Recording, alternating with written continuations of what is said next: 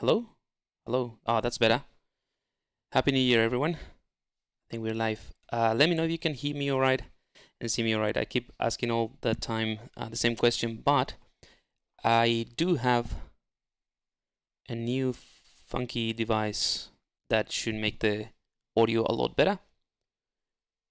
So let me know if there's, I don't know, if it's look like sounding a little bit weird or if it's all good. Um, Excellent.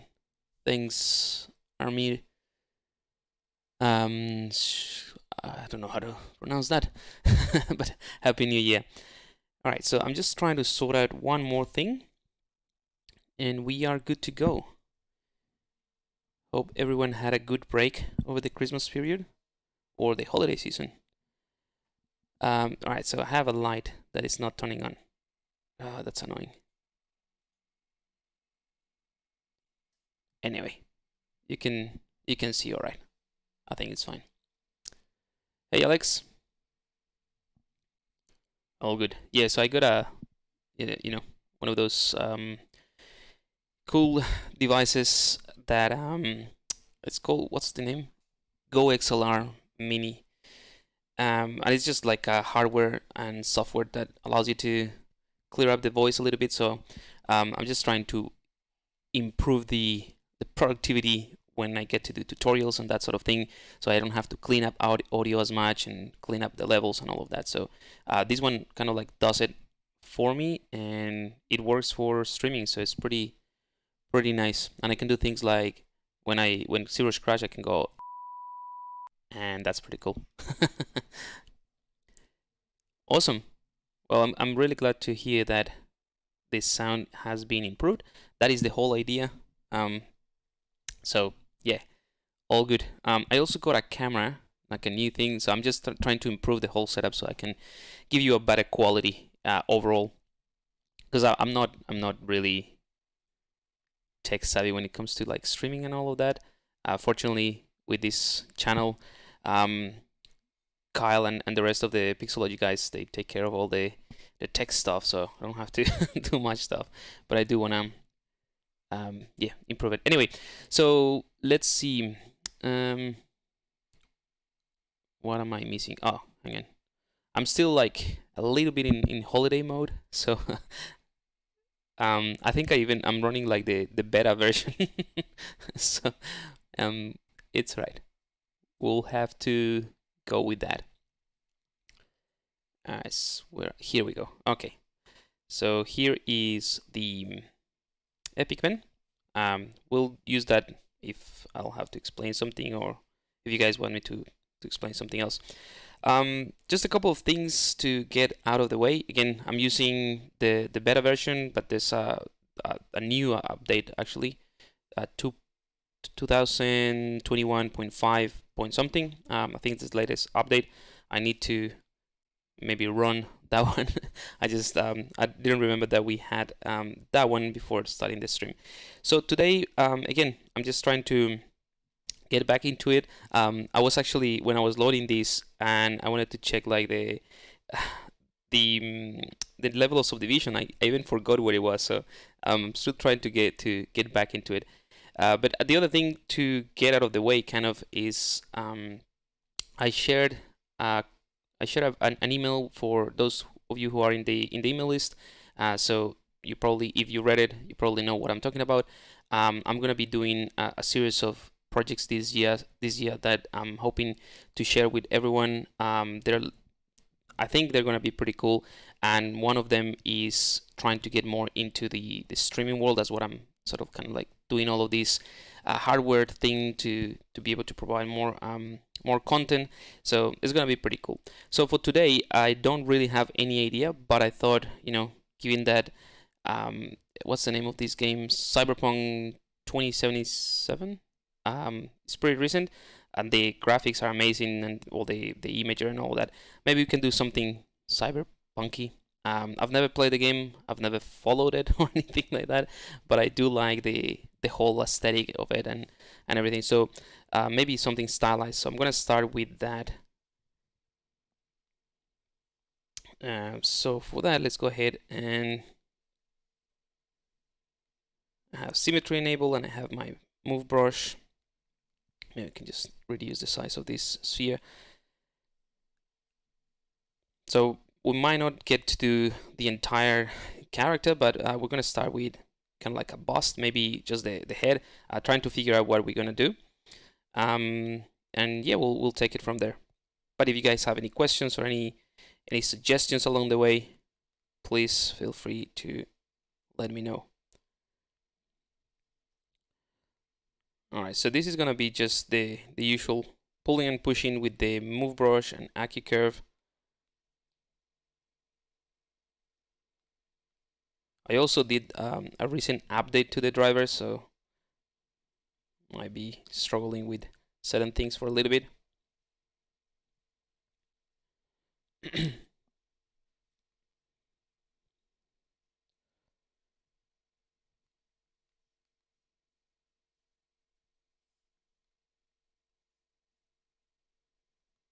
But yeah, let me see.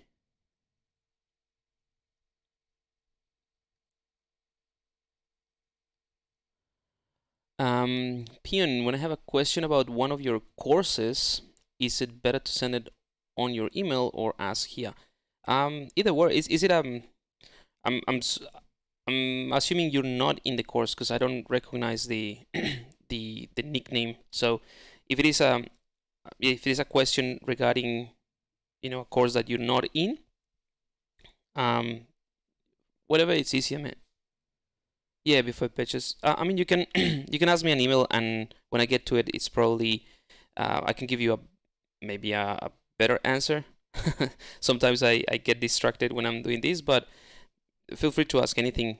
I mean, I'm happy to answer any question you guys have, whether it's ZBrush related, as in technical, or more conceptual or whatever, or if it's about the course, yeah, for sure.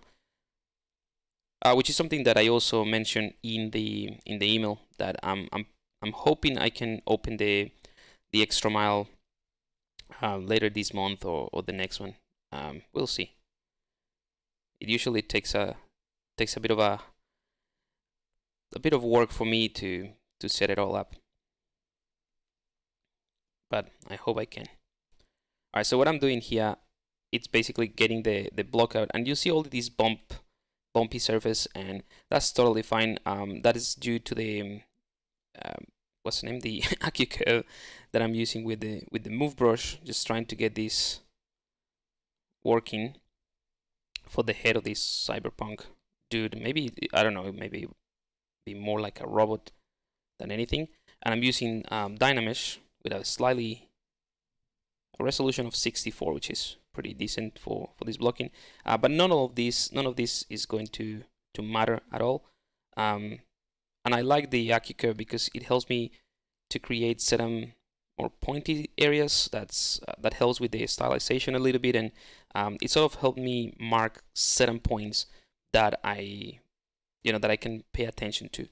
But yeah, this is just move brush, nothing else. I can step back, increase the brush size, and do a little bit more of that large proportional change.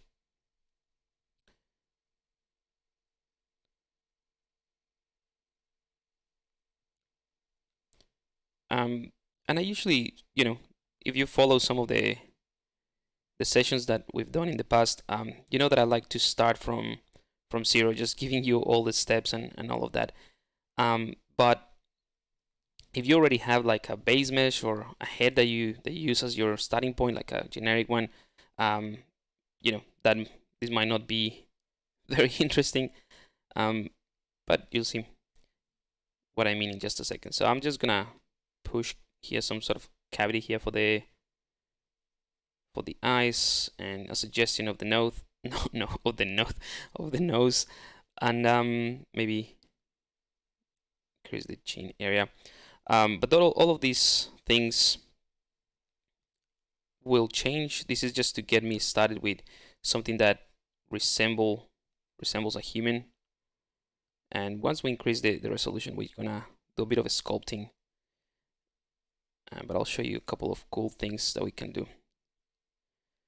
From the top, And the reason I'm going here for the top is because the angle of the cranium is kind of like more of like an oval shape, but slightly. Let me show you.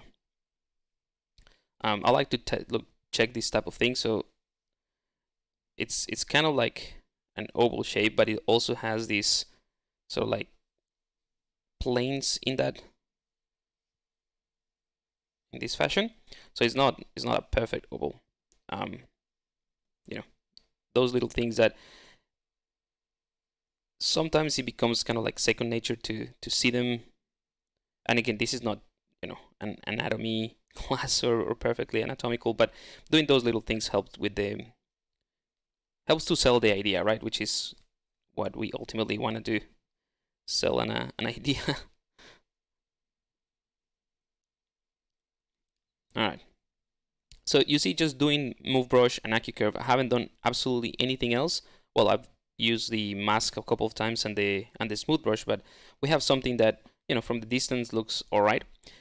So what I can do before I move into anything else is define some of the planes a little bit more, maybe increase the resolution, and then bring in a bunch of other tools so that we can block in, like I said, at least the boss. Maybe I want to do the chest or the upper torso a little bit, just because if we're doing something cyberpunky, that jacket type of thing, at least from what I'm seeing on the game, is very very specific of the game. So it will just give you a visual cue of what I'm trying to do. Again, another way to to narrow down the idea and sell it, so that you know that what I'm doing. Cool. We'll send you an email. No worries. Then explain AccuCurve. Not a lot of to it really. It's the difference between. I'll just show you the main difference of AccuCurve. Is when you use any of the move brushes, if you have AccuCurve, and I pull something like this, that curve, the kind of like the pointy, when you move something, is gonna be more pointy. Basically, that's it. So it's like a more accurate curve between that point that you select the center of the brush, and kind of like the fade or the fallout of the intensity, not intensity, the influence of the size of the brush, right? If I turn that off, right, the AccuCurve, and I'll do the same thing, you'll see it's not that it's not accurate, but it's softer, basically. Whereas with AccuCurve, you get a very specific, very pointy effect. Now, this is something that I use all the time. That's my personal preference, but I know a lot of people that hate it for what I'm doing. It's very useful in certain things, like to sharpen corners and that sort of thing, but not necessarily something that a lot of people use in blocking or at this stage. I particularly prefer it because it gives you all these bumps, but again, I'm not worried about that as of yet. But it's a preference more than anything. It's not gonna necessarily improve the quality of what you're doing, and so anyway, so as I said, I'm gonna go ahead and bring in the damp standard brush, and this is gonna help me define a bit more of the planes. So I'm gonna increase the resolution, not that much, 128. Control click and drag. There we go. And I'm just gonna hold the Alt key and pull or push something like that, or pull towards me, something like that, like a line there.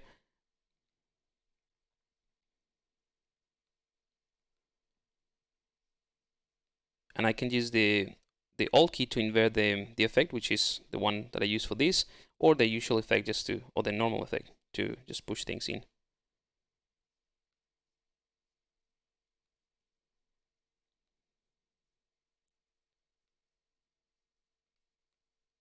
So you see, it's pretty loose the way that I block these things.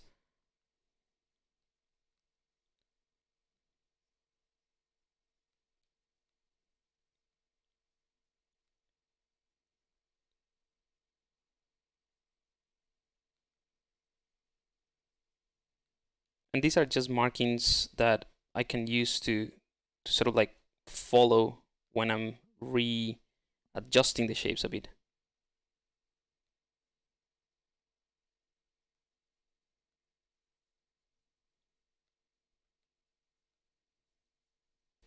So now, I mean, not great, but now I can see kind of like these the different areas of the face, or the different features maybe that I know that might not look right, even though I just mark them.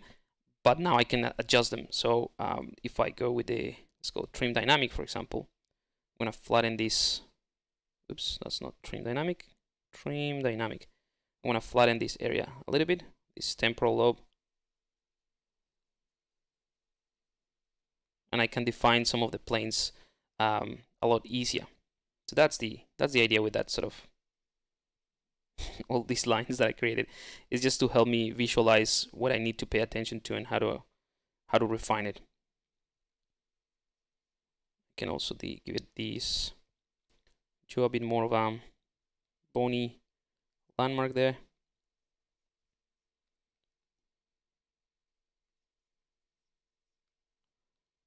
Right, and you see, like from the side, this is, you know, it's rubbish. But again, I have those marks that allow me to refine it later. So I can do something like bring in the move brush now, and I can start pulling this. Now that I know a little bit better where things will sit.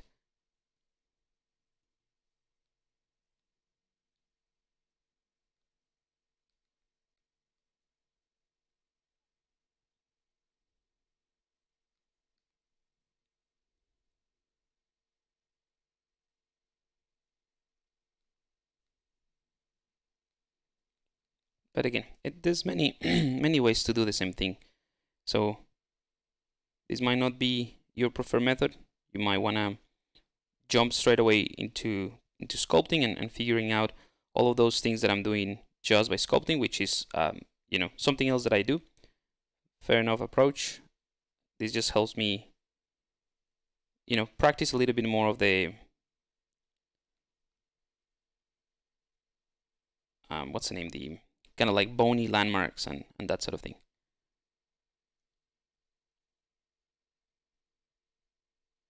All right.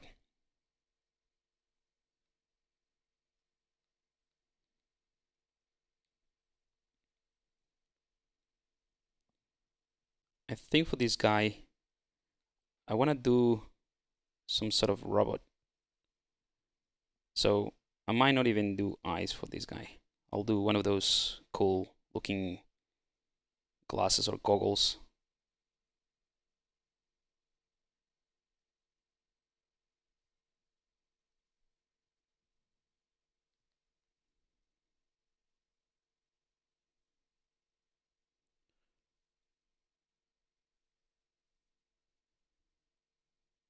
Okay. So a lot of things to keep tweaking here, but I'm gonna try to move faster so that it's not about just pulling in. I'm gonna smooth this out as well. All right.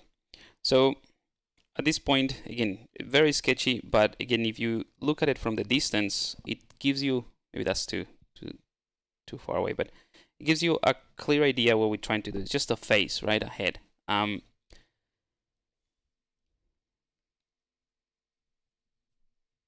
on. Hey Nagi, this is about that AC button near the quick save at the top. This thing here. This is this is not a button. The auto crop status. I can't remember what this is for. I think it's something to do with the camera. So the auto crop is something to do with, if I'm not mistaken, where are we? Draw. So yeah, it has to do with something something related with the camera, like with the focal length, at which point the the field of view is just not going to do anything. And this is the crop factor here. So if you want to know what the crop factor is, you can hold control. It tells you basically what it is. The auto crop is kind of like stops it at certain point. I can't remember exactly what it is, but it's not a button. And it just tells you that it's active. And I don't know if you can deactivate it, but I'm pretty sure you can.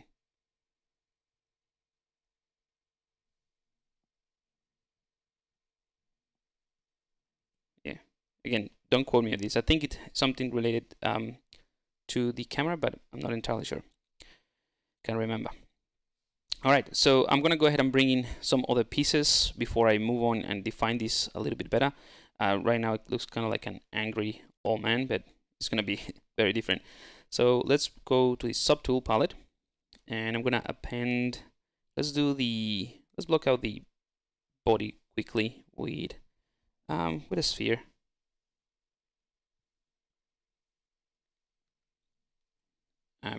But you know, whatever is easier.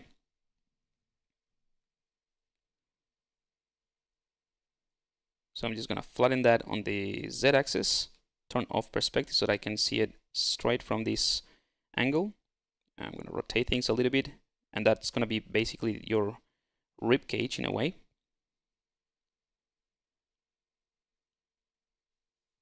Right, something like that. And then just to extend it, what we can do, again, many different ways to do it. You can mask and pull that mask and dynamesh, or you can bring another piece, merge them together, etc. I'm just gonna do the easy one. So for me, the easy one, hold Control and click and drag, and that basically duplicates the mesh within the subtool. So I have an exact duplicate of that piece, which I'm going to rotate in the opposite way. So that's going to be kind of like the belly area. So of course we can tweak it a little bit like that. And if you want to do like, let's say that you're continuing the body, you can duplicate and do kind of like the hips as well. But I think this works fine. I'm going to clear the mask. I'm going to dynamesh this whole thing. Go back to perspective just so we can see a more accurate version of what we're doing. And holding the smooth brush, make sure symmetry is enabled. I'm going to soften all these shapes and the transition. And just again go back to the same idea, tweaking the shapes a bit with AccuCurve enable.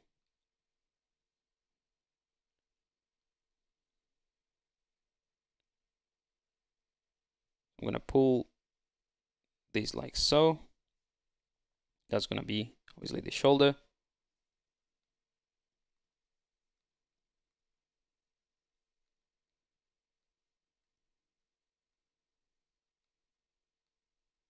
And I'm just going to bring in the clay brush, the normal clay brush, just to add some volume here and try to reduce that, you know, the effect that was given by the two overlapping spheres, just to clear that up a little bit.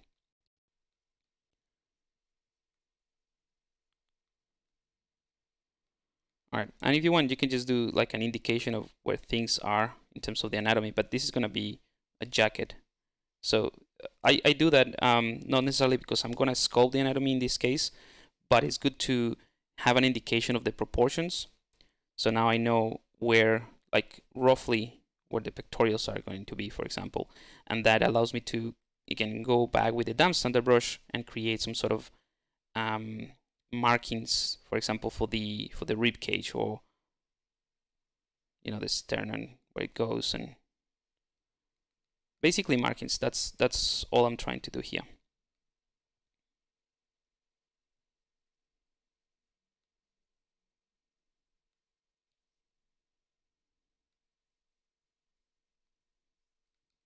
So again, not necessarily something that you have to do or anything like that, but doing something like this, it allows you to, you know, you can realize that, like, oh, the proportions are not necessarily right, and you can tweak them relatively easy.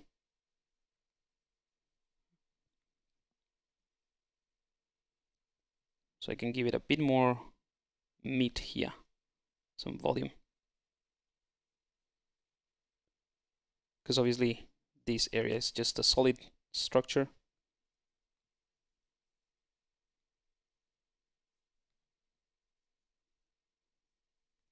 But anyway, I'm not gonna get too much into that. This, like I said, this is going to be just a jacket or a shirt, I don't know. But we'll start with the jacket. Another thing that is quite useful is like this area of the trapezius here at the back, in terms of, you know, setting up, blocking your character, is relatively flat. So if you look at it from this angle, let's say, let me undo that. So if you look at it from this angle, that's relatively flat. So we can do maybe with the clip brush, holding Control and Shift. I'm also pressing the, I'm keeping my click on, and with the spacebar I can move things like that. So it's relatively, you know, following the line of the neck in a way. So it's relatively flat, like so.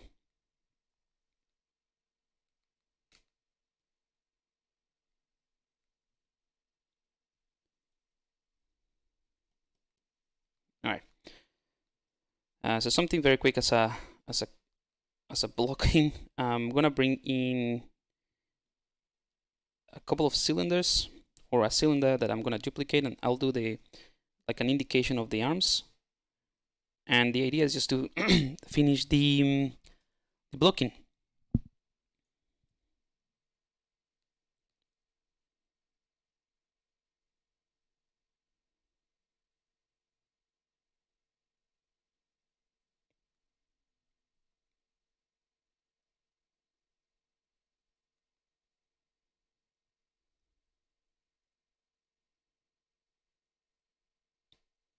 I'm gonna extend this a bit more. Roughly that way. And let's hold Control and click and drag, same idea.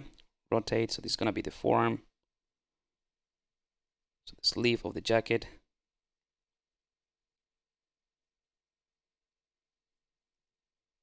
Some sort of A pose. Just something that it's gonna be easy to pose later. Kind of like an in-between. All right. You know what? Something else that you can do once you're at this point, because I haven't cleared the mask, and I just duplicated the entire cylinder. So this is quite useful. So a cool tip here. Once you create, let's say it's a sphere, right? And you center the gizmo, and it's the first time that you're using the gizmo for that sphere. The gizmo is gonna be centered right in the middle of that volume, right? So the gizmo takes into account the entire volume of the mesh. So it's gonna be just sitting there. It looks like a clock, but these are just the gizmo areas. So it is the same thing when you are duplicating something, even if it's within the same object. So the gizmo right now is following just this volume, or is centered right in this volume, and is ignoring this original volume of the cylinder, because what we did is holding Control, click, and duplicate, and that essentially duplicates the same volume, even though it is within the same subtool. So maybe I'm just overcomplicating, but essentially it's the same thing as appending a new mesh and having this. If you just hold Control, click, and drag to duplicate, you will have control over the volume, and anything that you do with the gizmo is going to be based on that volume. So the reason I'm mentioning this is because it's going to be very easy to do something like a tapering effect, because it's going to be applied to only this area, not to the entire mesh, although this is a single subtool. So if I go to this gear icon and go to taper, I can do this, and you see it's not doing it to everything, just this area. And obviously that is also because I have that mask, or ZBrush automatically masks it. So you can do something like this if you want to kind of like taper that forearm. and say a little bit more like that. And then with this white cone, you can change the curvature. This is another cool thing, in case you didn't know. I'll show you very quickly. So let's say you have this box, and obviously all of the orange ones are controls, all of these ones, and all these and not all of these white ones, but sometimes these white ones allow you to change the effect of the controller. So basically what this is doing, if you imagine some sort of, imagine a curve. I'm just doing like an inverted type of graph here. This right now, this space here between the volume, or the boundaries of the volume, and what is created by the taper, is kind of like doing this. Right, so this is the curve in a way. So if you go ahead and take this white cone, right, and you change it whatever in whatever direction you want, what you're doing is changing this curve from doing this or doing that, right? So ultimately what you're going to change is this volume here, or this space here, sorry. So I don't know if that makes sense, but it's easy if I just show you. I can click, and now if I do that, I'm getting more of this, narrow shape. And if I just push it in, it's very straight. It's almost like that straight line. Anyway, it's something cool to know, but I'm just gonna leave it as it is. And just go to the gear icon, click accept, and that's it. Now before I remove the masking, I'm gonna take my move brush, and I'm just gonna pull this up now, just to merge them nicely when I merge them. Alright, and then clear the mask, dynamesh, same thing, just smooth all of that. And you could do this in many different ways. You can use C-spheres as well. I just found this to be, a quick method. And obviously, if I'm not necessarily explaining what I'm doing, this actually is a really fast way to generate meshes.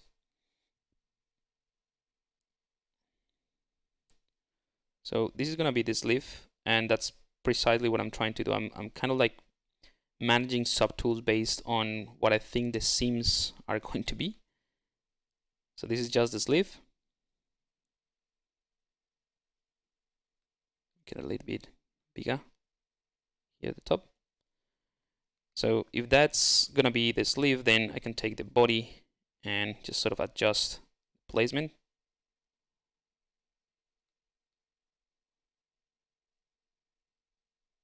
That makes sense.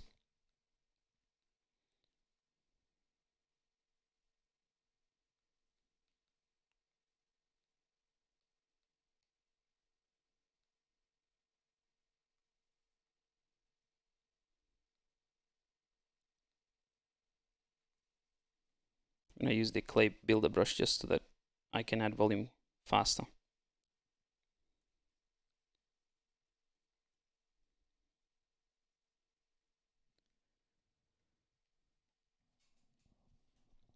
Hang on, let me see the chat.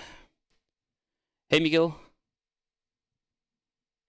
Hi, how do you approach for a concept-based sculpture, or how do you approach for a concept-based sculpture or a character design for production? Oh, so the difference between like a sketchy concept or a more production, I think that's the question. If that's the case, not very different, exactly the same thing. It's just the level of polish that you do. So this could be the concept. This could be the concept sculpture, and probably that's how I'm gonna leave it, just because of time. But if I wanted to make it into an animation, then I just spend more time polishing and thinking maybe a bit more of a, the loops and everything when I do the retopology. But it's just about timing. or like thinking about how much time do you have to work in different things. But the process is the same thing. You can just take any sketch or anything like this and yeah, make it work for production.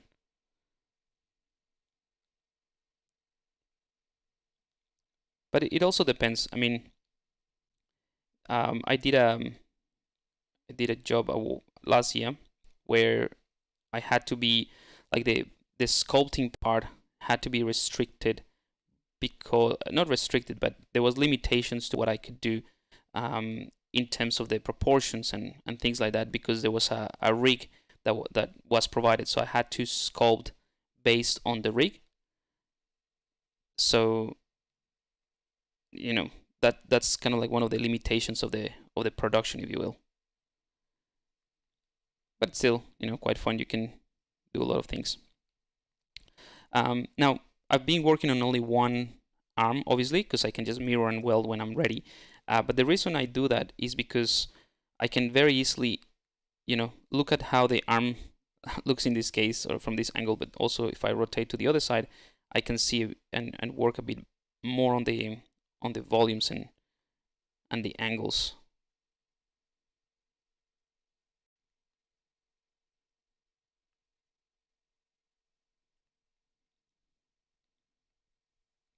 Okay. What else can we? Okay, this looks pretty basic. Let's block a couple more things so that we can start to see this as a cyberpunk rather than a quick sketch. And I feel the head is a little bit. It's all right. We'll work on it. So I'm gonna bring in maybe a cylinder, okay? And I'm gonna do that sort of jacket thingy, like I don't know how you call it, the neck of the jacket.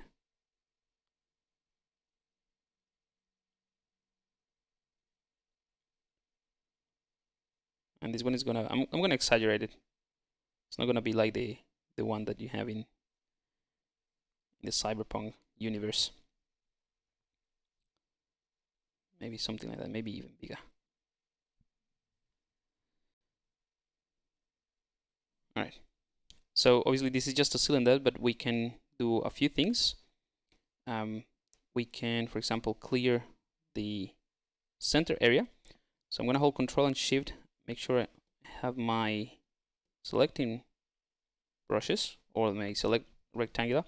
Hold Control and Shift to select this area, and without letting go of the click, I'm gonna click now Alt just to invert the selection or invert the effect. So it's gonna hide that area. I'm gonna enable double so that I can see inside, right? And I have these in my custom palette, so delete hidden, but for you guys would be under the geometry palette, modify topology, delete hidden. That's the same button I have here in my custom UI. See, it gets highlighted when I go over this, right? So this is now single-sided mesh now. And also, let's turn on symmetry.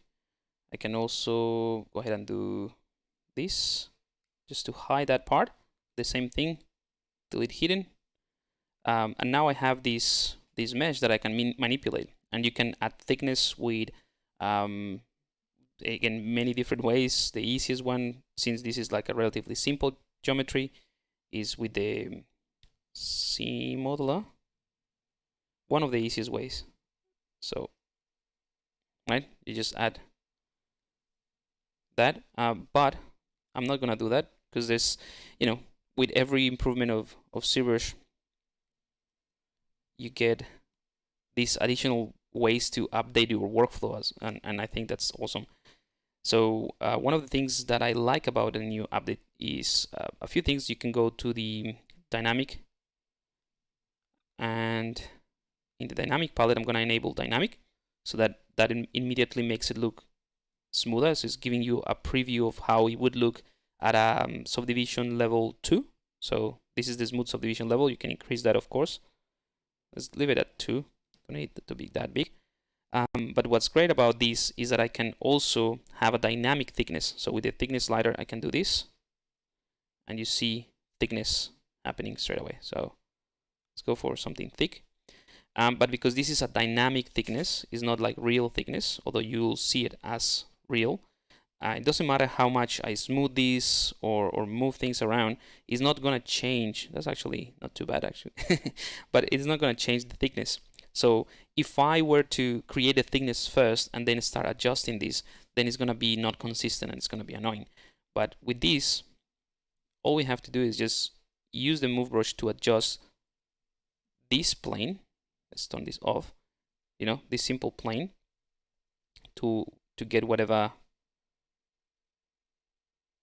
Actually, before I move on, I wanted to show you something else. But anyway, you can move this thing very easily, and then just enable it, or you can do it even with the dynamic enable. One thing I wanted to show you for those who ask about the AccuCurve, right? So see this point here. Let's turn this off again. So without AccuCurve, if I have this corner here, and this is more of a practical use of AccuCurve, not the way that I use it to blocking. If you want to create kind of like a flap of that part, you would go and click on that point and try to move it like this, and then keep moving it until you get it kind of like the way that you want to. But that is without the AccuCurve. With the AccuCurve, you can actually more accurately pick that point and kind of like bend it like this. So that's pretty cool. Anyway, that's just the practical use of that. So I don't want it to flap that much. I want this to be kind of like solid.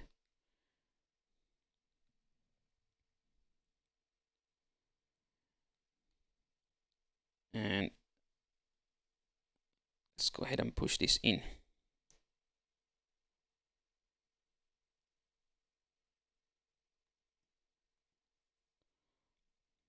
So hopefully you see how valuable it is to work with, you know, just blocking things. It allows you to change things on the fly really quickly. And at some point, I might just, you know, merge this with the jacket itself, or not. Maybe just leave it as a different subtool. But these type of things I'm not too worried about. Again, it's just blocking it. And you can do the same thing. I mean, you can turn this into a dynamesh. There's no problem at all. And I have like one of those jackets, the reference here.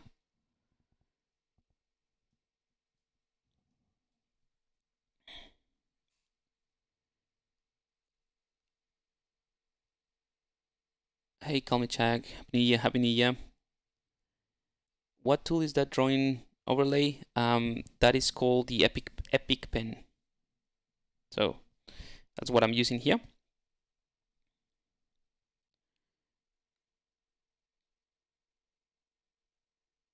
I'm just gonna make this a bit straight, actually. And I'm gonna clean these shapes a bit. So I'm gonna use the lasso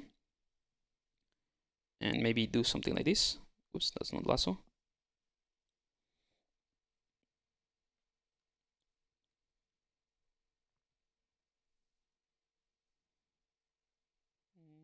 Maybe more or less. Let's remove this one. Yeah, something like that. And the same deal, I can go ahead and delete hidden.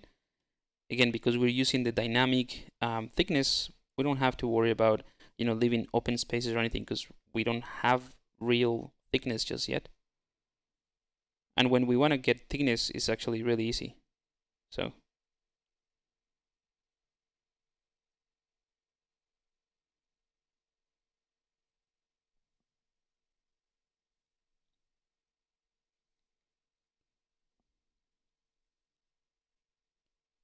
cool.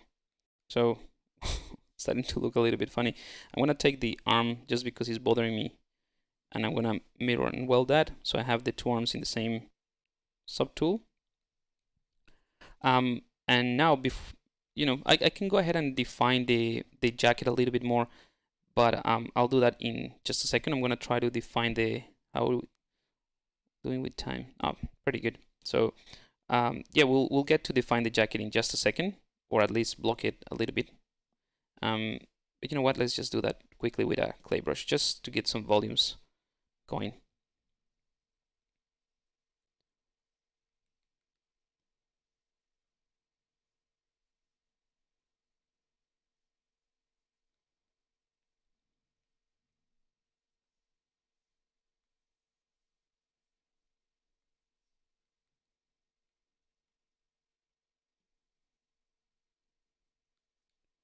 Same idea.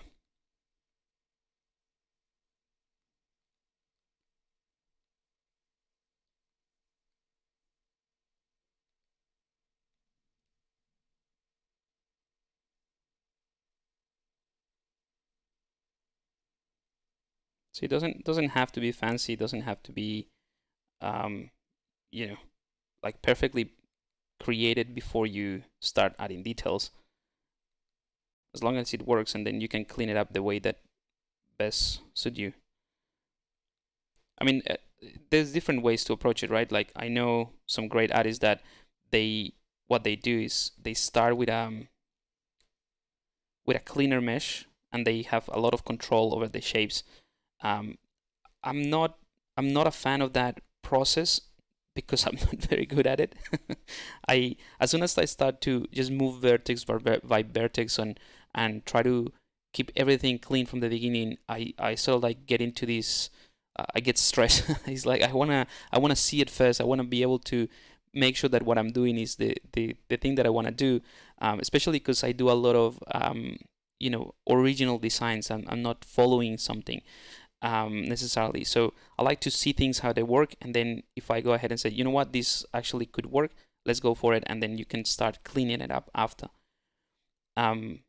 So there's different ways to go about it. I'm going to increase the resolution a tiny bit so that I can push this in.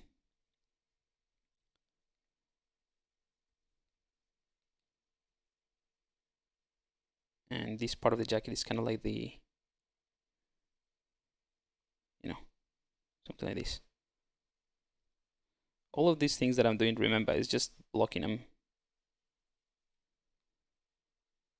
to get a rough idea of what we can do afterwards.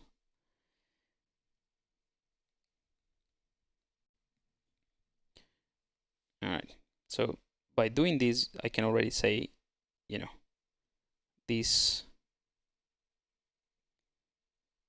should be or could be pushed towards that I don't know, then that weird neck thingy. It's gonna have some neon lights or something like that.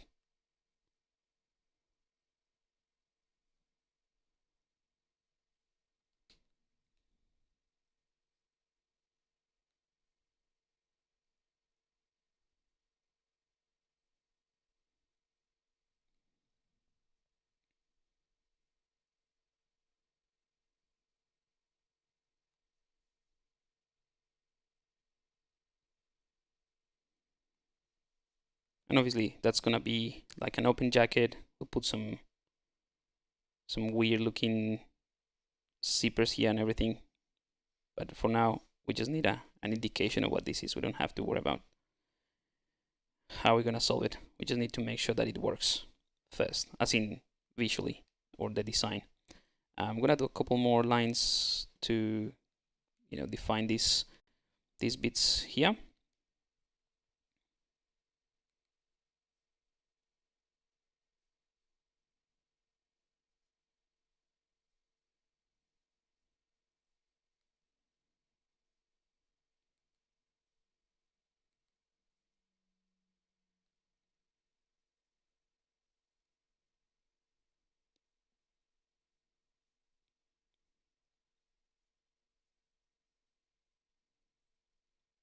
We'll worry about the pattern later.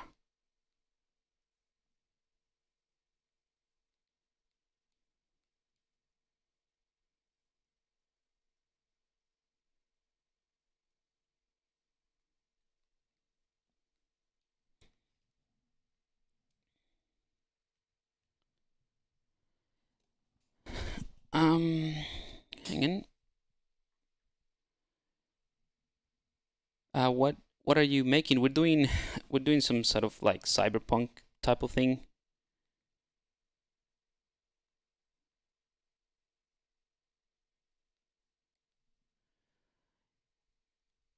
What's your thought process when choosing a project to work on in ZBrush? If it's, I don't know. That's the short answer. No, I mean, if I know, if I have an idea of something that I like to do, I just do that. Just come up with it and start developing that idea. For something like this, the way that I kind of like decide what to do for these sessions here in ZBrush Live is, you know, things that I don't get to use or to do a lot of the time for different reasons. But also, as I think about a project or something to work on here, it's, thinking about the different tools and testing different things that you guys might find useful, that it might help. So, I don't know. That's what I'm using, a bunch of techniques in the same thing. I could block the entire thing in the very same way that I did the head, for example, or as a single mesh. But again, the idea is to show you guys a bit more of the options that you have.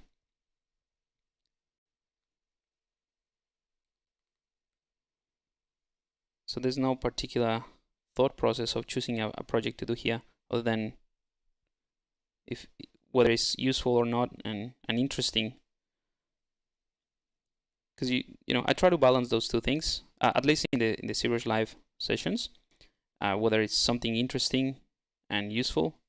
Because you might be here. I would assume that if you're watching this, there is a greater percentage of people that are interested in doing similar things with ZBrush, but there might be people that just think it's cool and want to see it. So that's another percentage of the population that they just want to see something cool or just tune in and chill.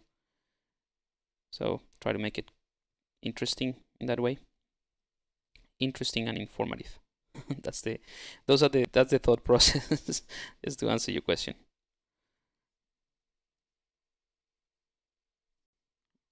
Okay. I'm not gonna get into like wrinkles and all of that, although I can just do some indications, especially around this area.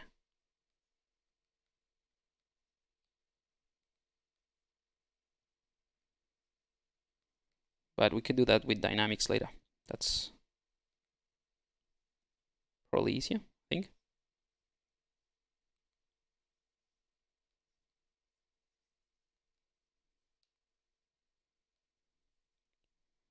But maybe the arms need. Let's block some things quickly with the arms just to show you something else. I'm gonna go to dynamics, dog that to the right. I'm gonna do a quick save as well, and I'm going to go ahead and click on collision volume, just so that we can get a bit of resistance here from the actual jacket from the leaves. And let's go ahead and find the cloth hook. So this brush works with dynamics. So you see, I can do that. In fact, I'm gonna hide this guy, delete it, and then just use this brush. Okay, so a few things in here. So if I just click and push this up, I'll just generate those wrinkles, which are, fair enough. Or I can do this, pull it down, and get that. So if the whole thing, the whole arm is just a piece of cloth, right? There's not an arm inside it. So if you want to get a more accurate representation of those folds, then you probably want to do to have a volume or a mesh inside it. So we could do that. Just duplicate this one, cut the ends of this other piece and do that. But because I'm just blocking it, I just want to get something going, and then I can polish it myself. I kind of like know where things, based on the tension points, how it works. So again, I'm just gonna use this to pull things like that. However, if you see that as I do this, even if I reduce my brush size, the wrinkles are pretty tiny. But we can work with that as well. So let's remove this collision distance, so that we have, without the collision distance, you see there's no, basically we can go through the mesh. But the way that you fix, or not fix, but change the tiny wrinkles basically is here with the firmness. So you can increase the firmness of this cloth, and that basically changes the structure of the material. So before we had kind of like a cotton, for example. Now with this firmness of 4, we have, thicker wrinkles or thicker folds, kind of like a leather jacket. So I'm gonna use this to do that.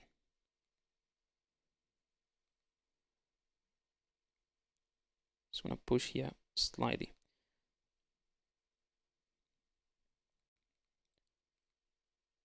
Maybe that's too much. Let's go to 3. Need to find the right balance between that and the fade of the brush. Maybe let's put it at 4 and a bit more iterations. No, I think 3 is the sweet spot.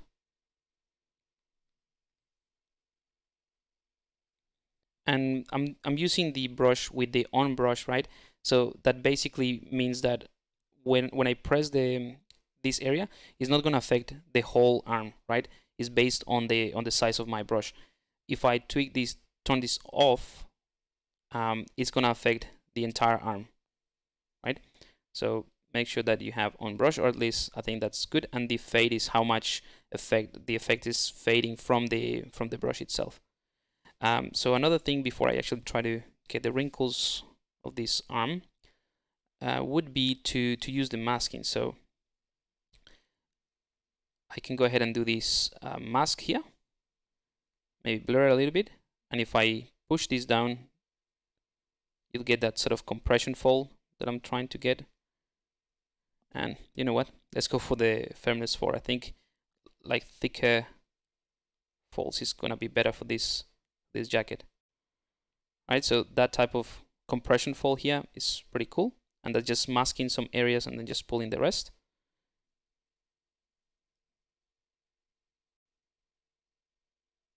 And then if, let's say, if you're happy with that compression fold, but you want to do a few more here, you can do the same thing. Just mask an area here, blur it a little bit, and then work on maybe not that much. I actually like this.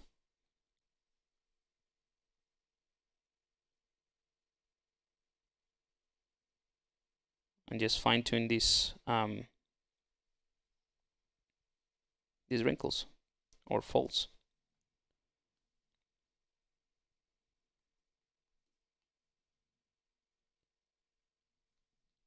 So it's a matter of like tweaking these things first, as in finding the right spot for what you want, the type of material that you want, and all of that, and then just do little tweaks like this.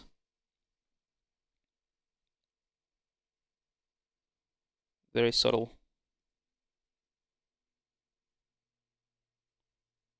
You can also use the AccuCurve, by the way, with these brushes.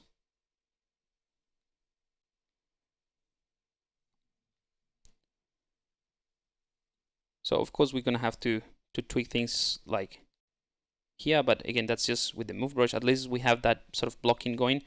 And then I'm gonna protect that area, this area. And with a larger brush, I'm just gonna push this back a bit.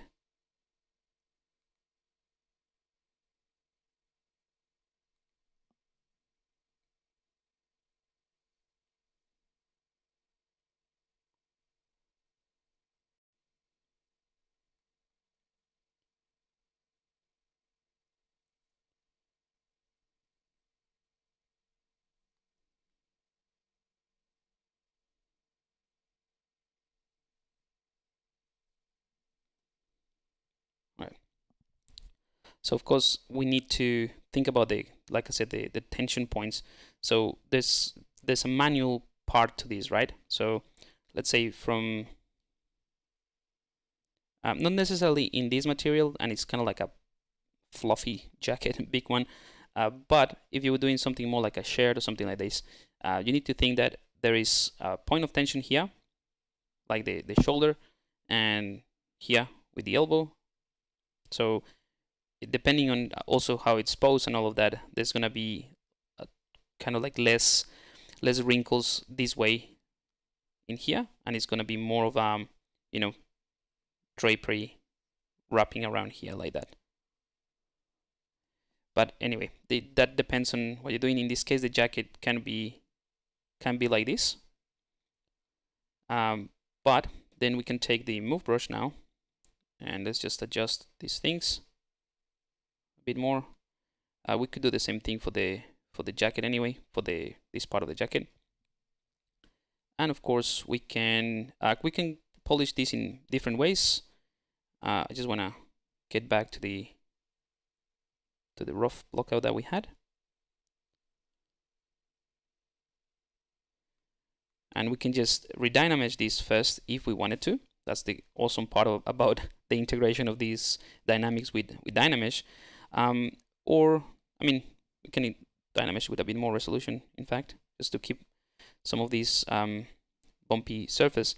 And then we can use the smooth brush to clear that up, which is, you know, pretty straightforward process, just smoothing that out.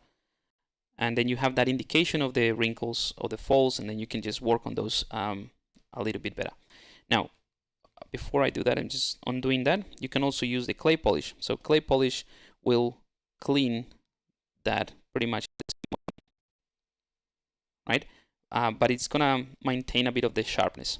In this case, I think a simple smooth, I just want to show you something else, but a simple smooth would work just fine. What I'll do is I'm gonna change the intensity of my smooth brush. So pressing shift, I'm gonna switch the Z intensity to 48, just so that I have more control over the smoothness with my pressure.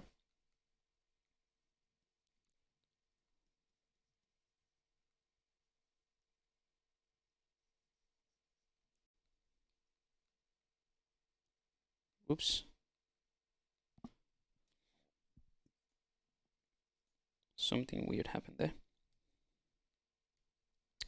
Oh no, I think I lost my Wacom tablet. Or the pen at least. Alright, so I'm gonna do a quick save. Let's see. Yeah, it's gone. I'm gonna do a quick save and I'll come back. I'm gonna bring some water as well, and then we continue from here. Give me 1 second. Quick save, and I'm just gonna restart this. I'll be back.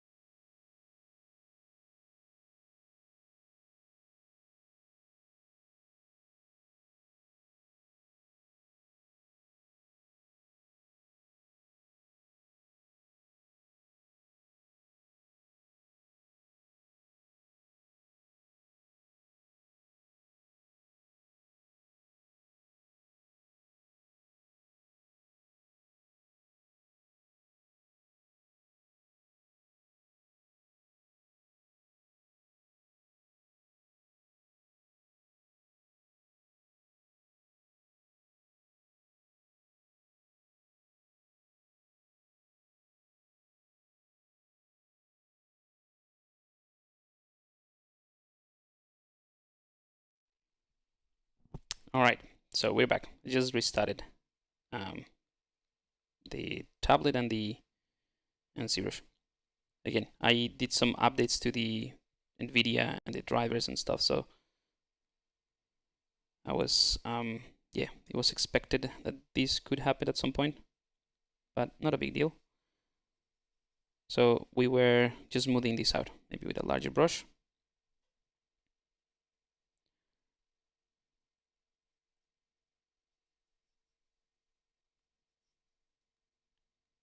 Okay, not too bad. I'm gonna take the damp standard brush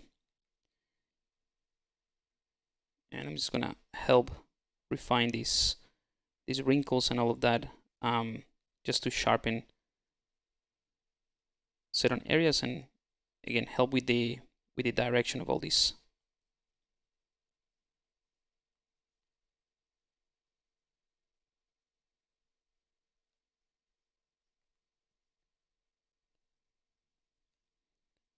And it's probably a good idea to look at some references when you do this. I do have an idea of like roughly how this might interact, but and I also have like not like a cyberpunk jacket, but just a leather jacket as a reference here. That could help.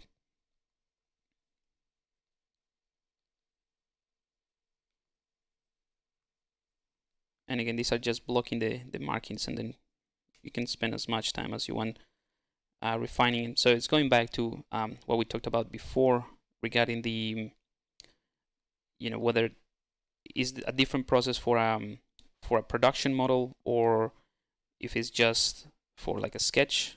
It's just how much time you have in your hands to spare and the polishing level. But roughly speaking, is the same process, at least for me. And it's the same process. Like it's not. How can I put this? There's different techniques and different polishing techniques depending on what you want to do. But in general, the process of at least designing or working with a 3D model when you're designing in 3D, at least for me, is the same regardless of what I'm doing really. So if it is a robot, probably I start in the same way, but then I start introducing some booleans, and we can do that with the what's the name, the goggles, for example. If we want to do something like that, it depends on the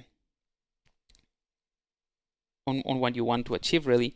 And it's also like if I were to do a hard surface stuff, not like a robot or mecha, but something for the jacket or something like that, like some bump or something that it has hard surface in it. It is exactly the same process. I would just use dynamesh and maybe clay brush. I could just go one of those like circular bumps that they have in Cyberpunk, right? I would do that with the clay brush, just like that, and maybe some alphas. But then at the time where I want to refine this, then that's what I spend time maybe doing it a little bit better. But it's in the design stage or just as you sketch it, I wouldn't worry too much about that. I'm gonna bring in the standard brush and just add a bit of volume here to those lines that I added, just so that it's not like as sharp. This is kind of like a bulky jacket, so tends to be, those folds tends to be less sharp, not like a shirt.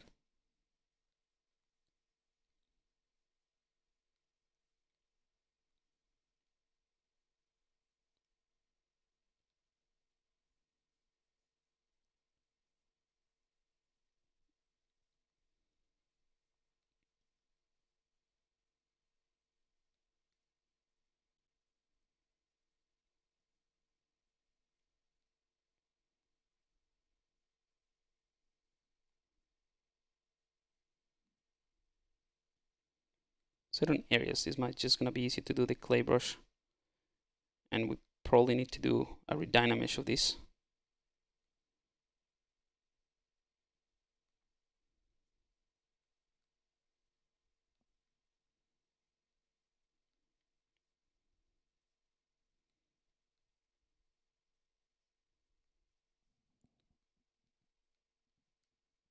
Okay, so I didn't want to spend too much time doing this. Just wanted to block the idea of the jacket, but sometimes I just get caught up into doing this. And that happens to me quite often as I work on something new, something else. If I find it like cool to work on something like this, as in it's a nice break from what I'm doing, I tend to just do that,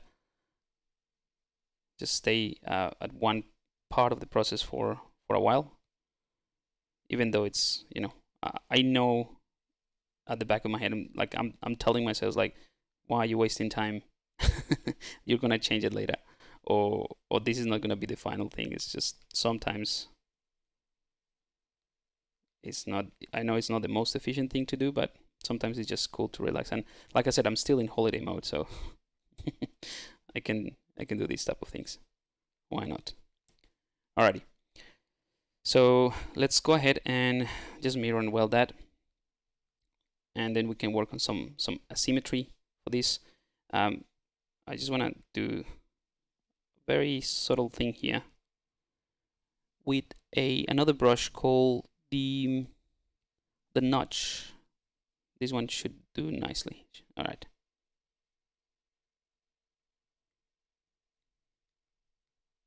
Firmness of 3 or 4.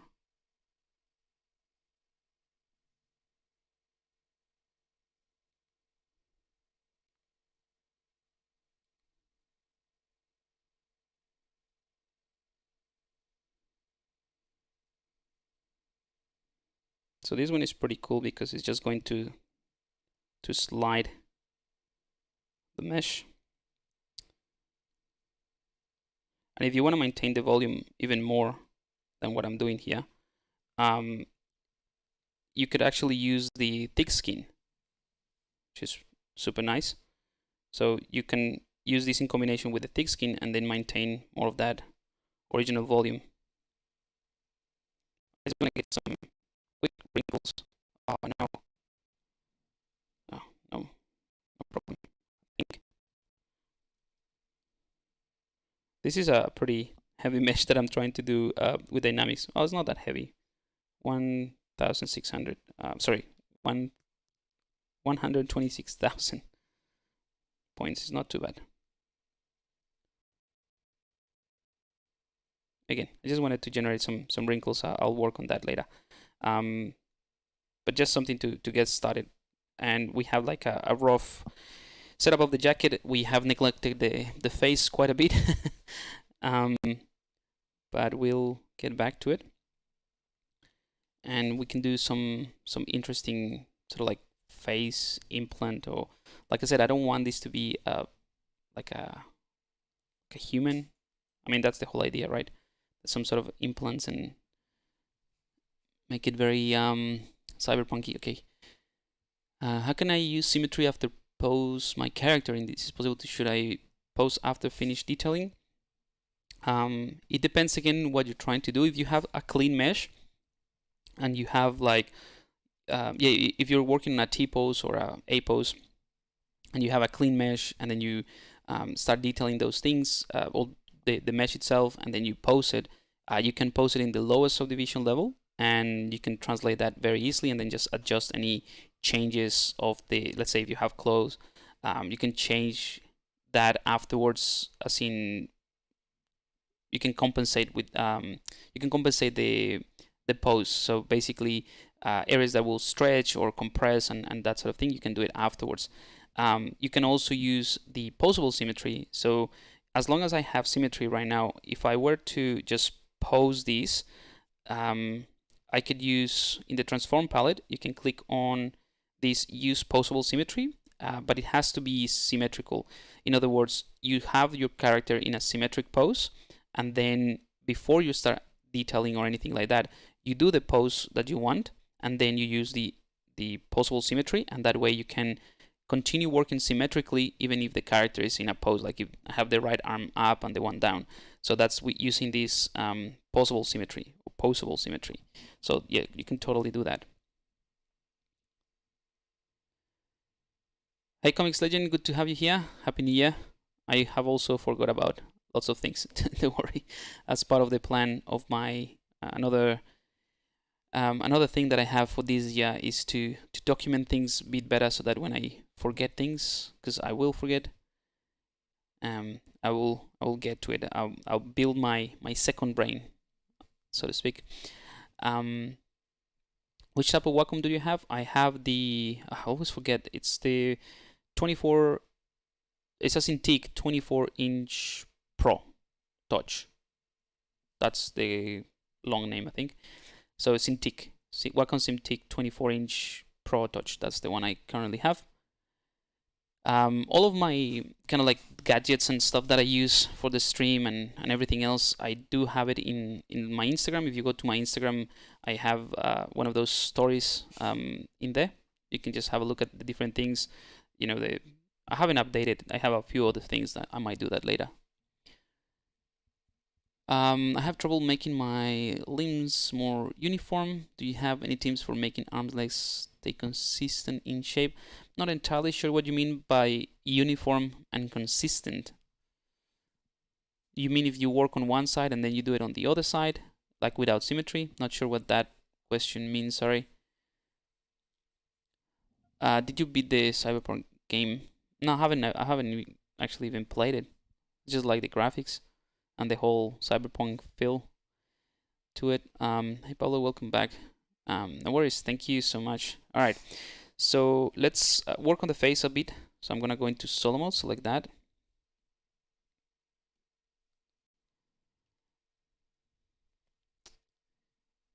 Gray, row 1E1011.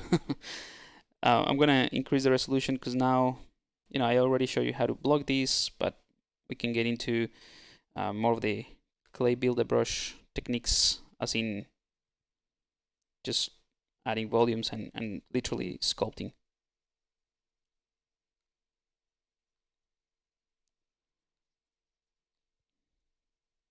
So what I'm gonna do here is just with a slightly, not a large brush, but maybe it should be larger, and not a lot of pressure either. I'm gonna start building some volume here,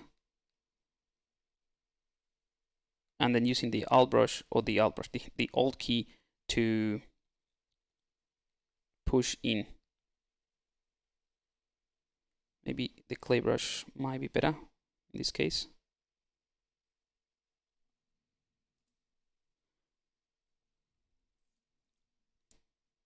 Hang on, where is my clay tubes? Oh, that's right. This is the beta. I haven't updated my brushes here. No, I'm gonna use the clay.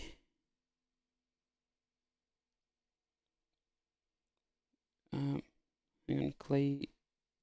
All right, let's do the clay buildup. Just gonna change the roll to 6 here.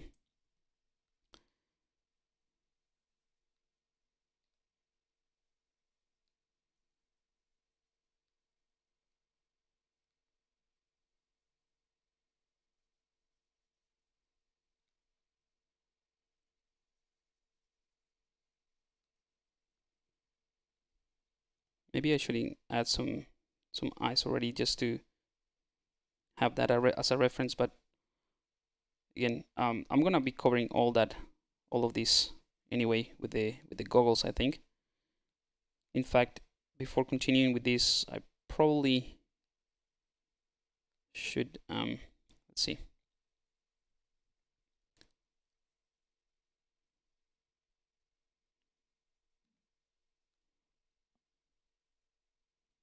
Yeah, I think I'm gonna do that. I'm just gonna block in the goggles first before I continue with this, just because it's gonna be easy to see what I actually have to sculpt. There's no need to create like a full-on face if you're not gonna see half of it. And this is just a sculpt, like concept one. And again, going back to what we talked about before, if this was a production character and you won't see his face at all, it's just a robot, or you won't take his helmet ever, and you know, you could just work like that. You can just sculpt or build what you see. There's no need to add anything else. All right.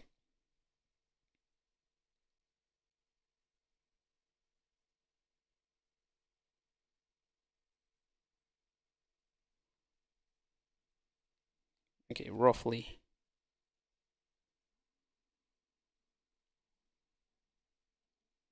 It's becoming a mess here. I should have blocked this a little bit better, but it doesn't matter. We'll work with that.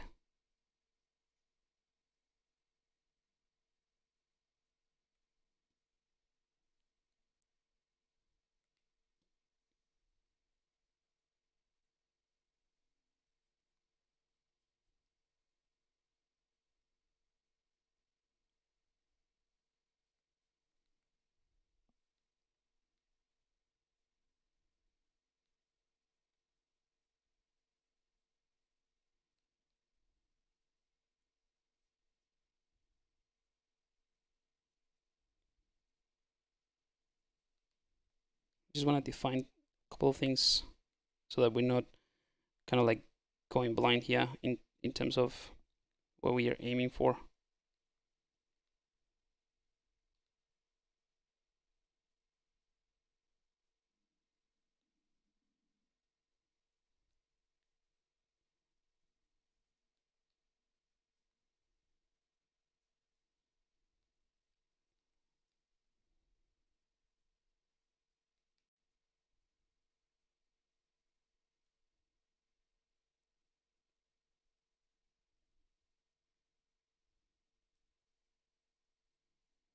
Okay, now that I have this bunch of lines, now I need to bring it back.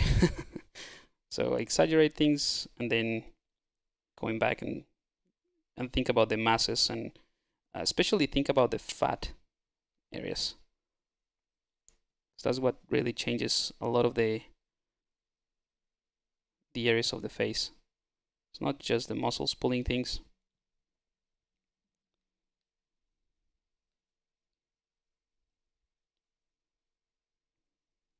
Just gonna exaggerate this zygomatic arc here.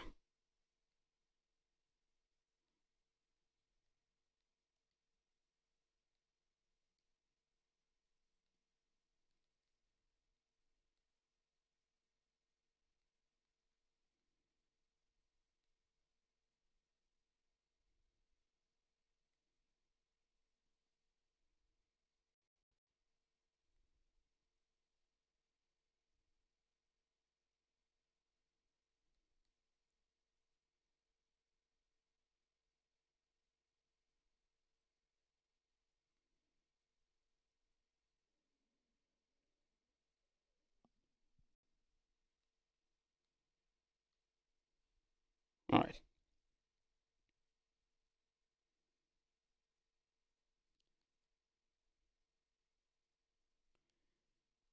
Just a quick sketch, but it should do nicely for what we're trying to do here. Let's go ahead and unblock the goggles, and then we'll figure out what areas we actually have to work on and polish.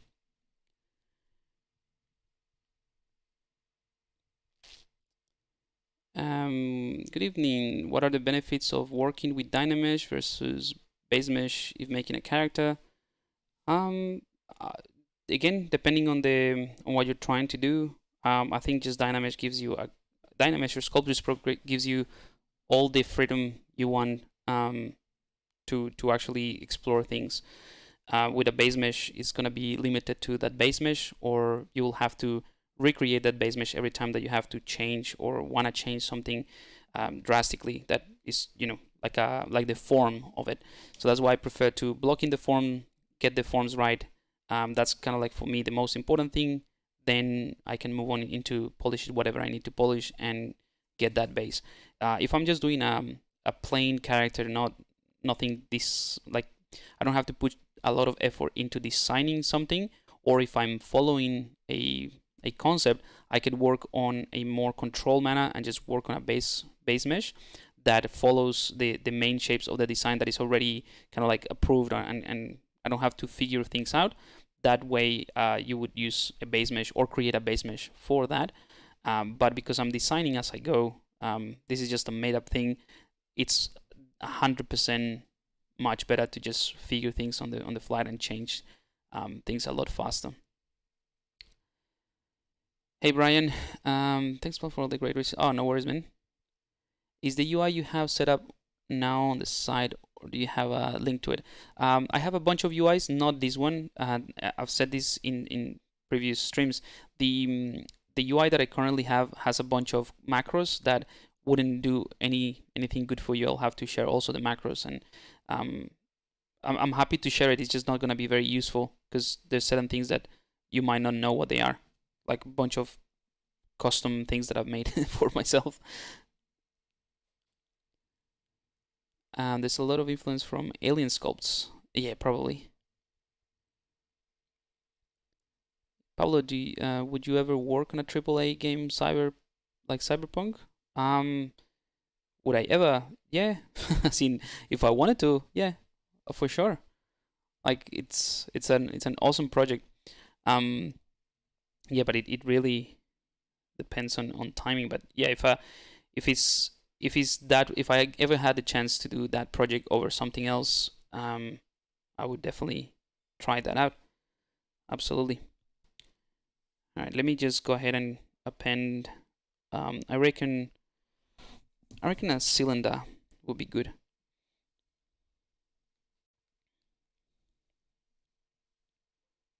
So this is gonna be for the goggles. Oops. Did it just shrink the head? All right.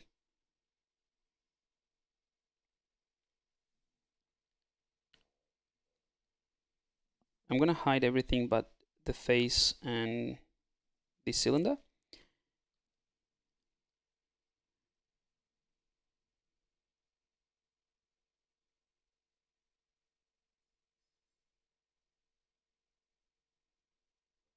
And I'm gonna enable transparency so that I can see what this robot guy will see.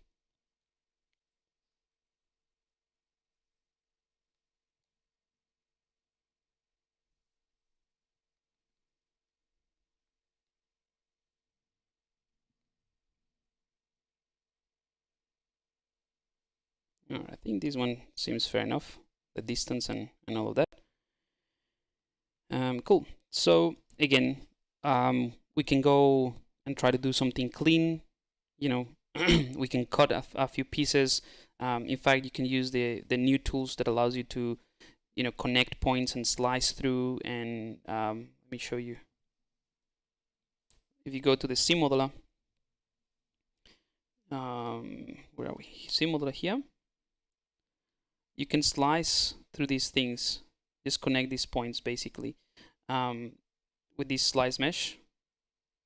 So let's say you want to do something like this. Maybe from this side I'll do it.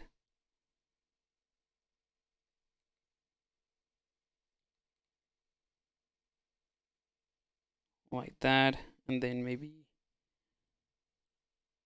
I don't know, something like this.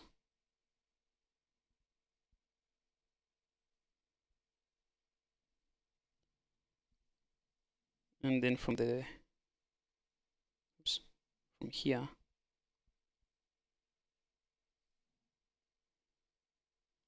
some slicing and defining kind of like these hard edges. Just gonna do the same thing here and just connect it.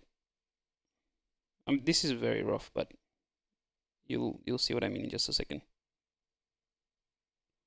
So you can do this type of thing, and then you can fill that kind of like selection of that cut. Where are we?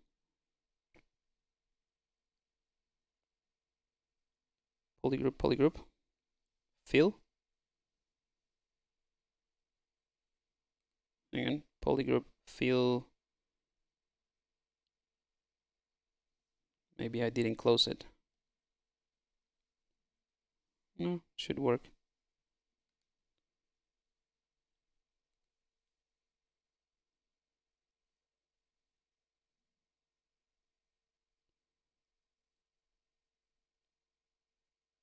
I need to find the one that I'm yeah, spot at creased edges, stop at creased edges, that's fine.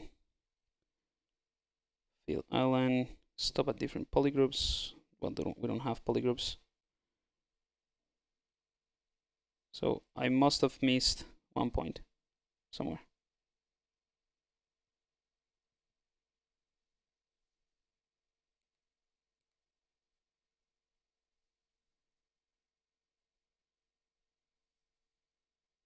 Fill and polygroup. Anyway, it should work. But what I'm getting at is you can mirror and weld this, right? And then you have that sort of shape of the goggles, and then just do a C modeler, maybe some panel loops and that sort of thing, and just get it to work, and that's it. But because I don't know exactly what the goggles are going to look like, I have no idea if it's even going to be useful for the design. I'm not going to bother doing any of this, just because I can turn this into a dynamesh, work on a crappy sort of mesh that it doesn't really have to be any specific. It's not necessarily needs to be defined other than the design itself. And what I mean by that, it doesn't have to be, the topology doesn't have to be perfect. I'm gonna figure out the forms first, and then we will turn it into whatever we want. So, for example, we can maybe just clip a few things. So let's clip brush.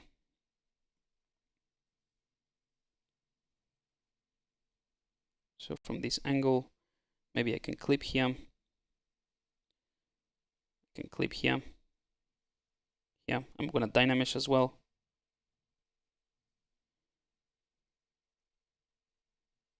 If I want to do a hard angle, so I can press the Alt key, and then you get this sort of curvature, right? But if you want to do a hard angle, you can do the same thing. Hold Control. I'm gonna double tap Alt, and that creates almost like 2 points next to each other. Oops, do it again to get that sort of hard angle.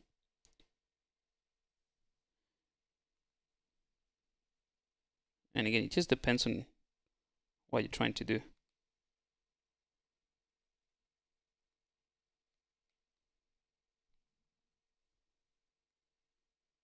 I actually like the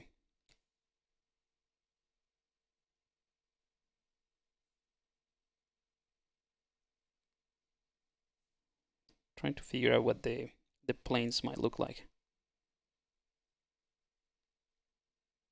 Yeah, that looks cool. So I'm gonna dynamesh that, maybe slightly more resolution. One thing we can do as well, so I'm gonna increase the dynamesh slightly, is to work with polish. So what if I enable polish, and all of these tools are next to the dynamesh settings here, dynamesh here. So these are the ones that I have here in my UI. Basically, the polish, what it's going to do is apply it every time that we redynamesh, is going to apply a polish, like a clay polish to it. So have a look what happens without it, right? If I hold Control, click and drag, did it do something? There we go. So it's just going to redynamesh, right? So this is without polish. If I enable polish and redynamesh, you see it gets polished a little bit better.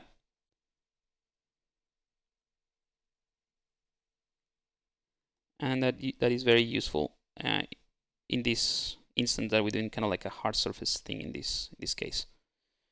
But again, we can, for example, if I want to remove that area of the nose, I don't have to worry too much about the topology. I just mask an area like this, right? Maybe a bit more. And then invert the mask and then refine maybe this area.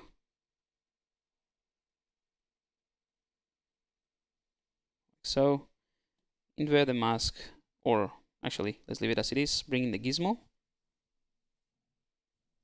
And I'm just going to push this back like that. And again, I'll show you just so you can see what I mean. When I clear my mask, and this area is a mess, right? It's obviously not useful, and I can redynamesh and then just clean that. But any of this area, I'm not worried too much about it because I haven't polished it or haven't gone through the process of topology or anything. So I don't worry. I don't worry about that area at all because all I'm doing is figuring out the shapes, and then I can just clean only the areas that I want. That is the whole idea. I think I'm gonna do transparency, and I think the goggles are a little bit too big or too high. Let's push this up. I'm gonna clip again.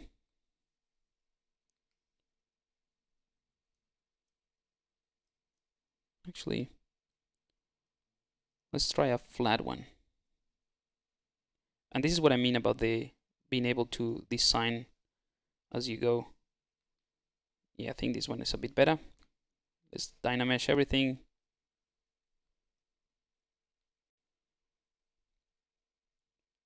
So I'm starting to get a feel of what this might look like. What I'll do is I'm gonna bring in the damp standard brush and maybe define some other areas.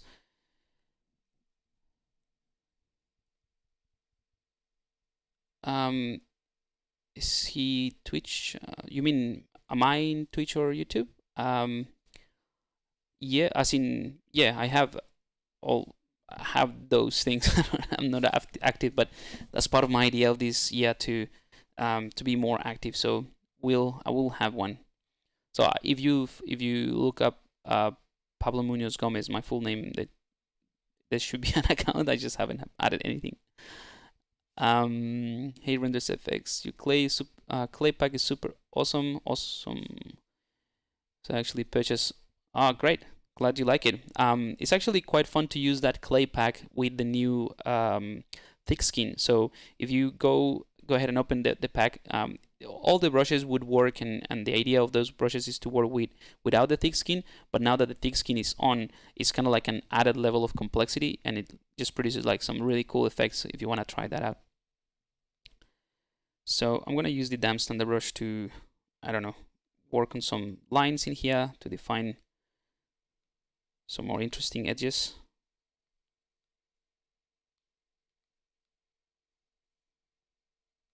Trying to figure out the design again. That's the point here.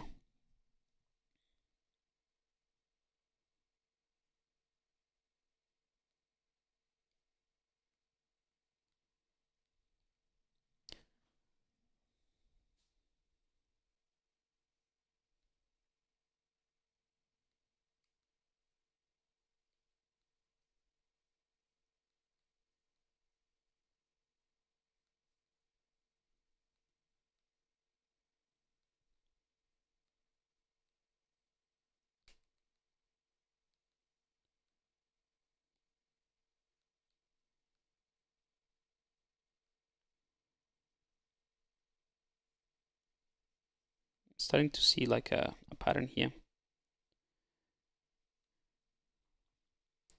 Again, it's a very sketchy thing, but if I'll go ahead and bring in the rest now, you can start to see what this is going to look like, or what the idea would be. So that's why I said I didn't want to spend too much time on the eyes. I'll just focus on. I want to have an idea where they are, just so that this looks more realistic in a way, or as in plausible. But it's not something that I would spend a lot of time doing just because you won't see much of it.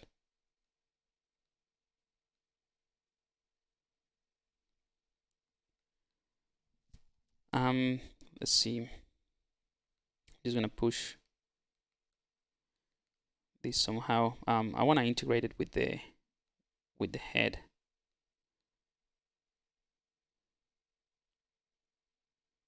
Maybe the guy has a helmet or a hat. I don't know. I want this guy to feel more like a robot than like a cyborg than a human.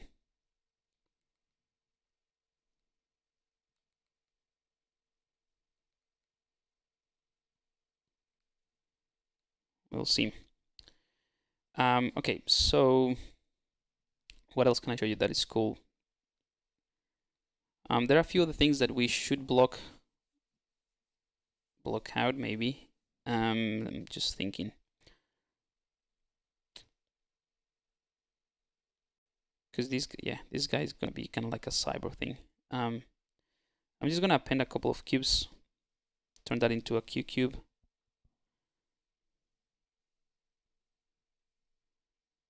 And just do a couple of extra stuff.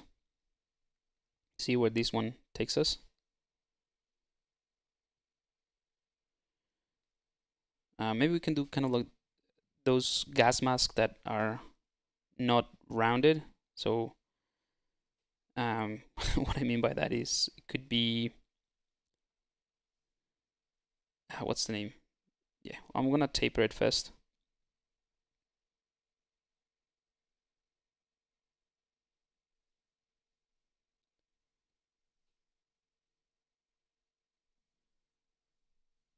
And then I can bring in the gizmo, not the gizmo, the C modeler. And I can insert a couple of loops here.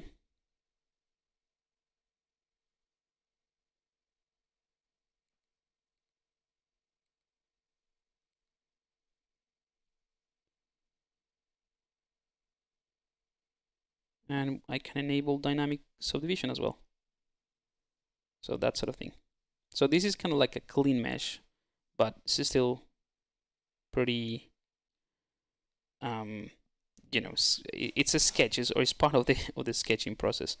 But what I can do is, you know, making use of the polygroups and all of that. Now that I have the C modeler, I can use the Q mesh, and I can just stack some polygons. Let's say these ones here, and these ones here, and maybe on this side as well. And I'm just holding Alt, by the way. That's how you tag these polygons. And then just click and push. And then I'm gonna do the same thing with the QMesh polygroup all. So every time that you do an action, it will create a new polygroup. So now I can take advantage of that sort of orangey polygroup and push it again. And then I can just add a couple more lines here. Maybe turn off this dynamic.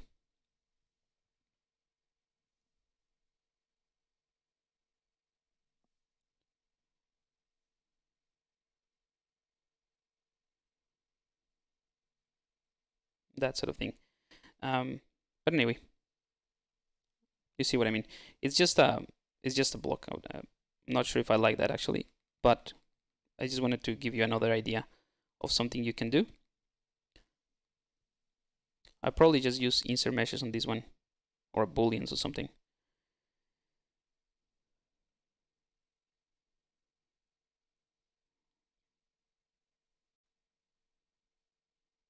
And I'm not even sure if it's going to look alright or not. We're just trying. Oh, we already have just 10 minutes left. I think we can wrap up the blocking as always.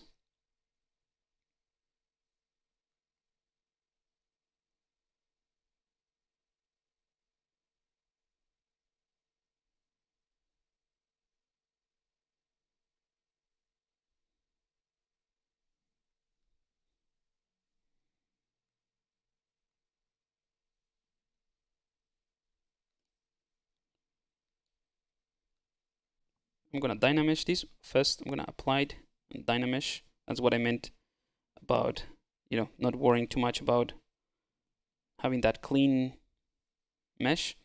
And now I can use some mask lasso, something like this.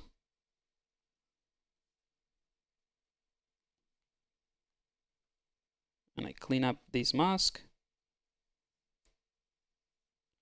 And I have now this area that I can extrude or expand or do whatever I want with it. So I can do this. Then just push back maybe. Like I said, I don't know if this is gonna work or even being useful or anything. I'm gonna polish as well when I dynamesh. so I maintain those crisp edges. Let's mirror and weld quickly.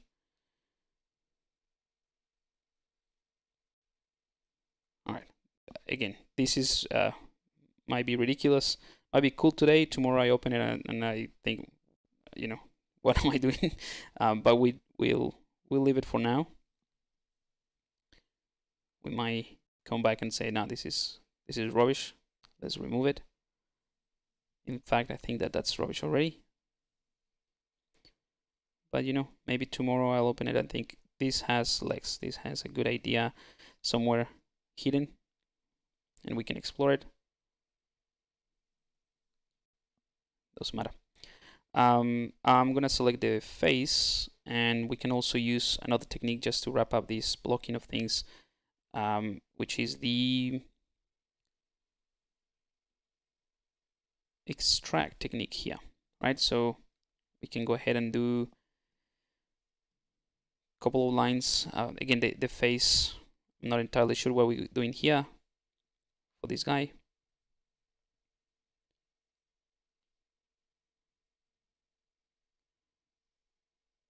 Maybe a circular area here.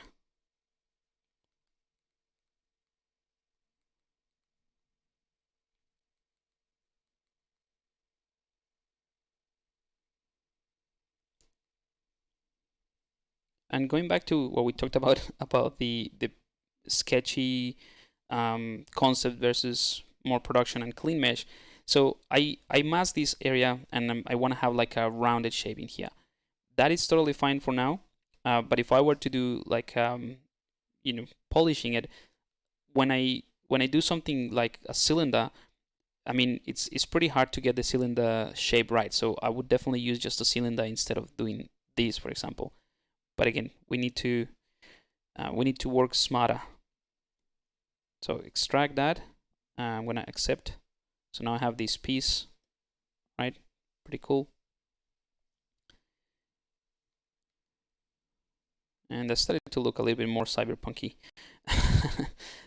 With this extraction, we have these polygroups already, so we can go ahead and use polygroup. Polish by groups or by features, and it will just polish that quite a bit. So I can do that a couple more times.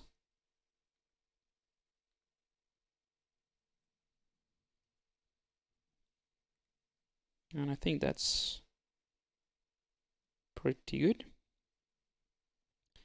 I might just polish it. I don't want these sort of hard edges hard edges at the moment, I think. Let's see. Maybe too harsh. Let's just try that polish and see what happens.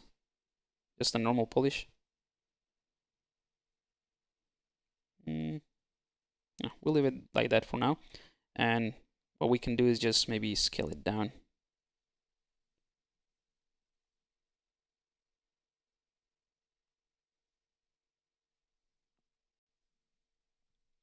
And just refine it with the move brush.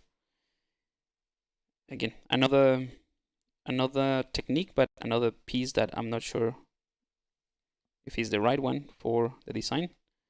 But you saw how quick this is, and that is the whole point of sort of like blocking and sketching and figuring out whether we need it or not. And just little by little, we start to get getting a feel of this guy. You know, maybe he has like a very, you know, punk head. Let's see.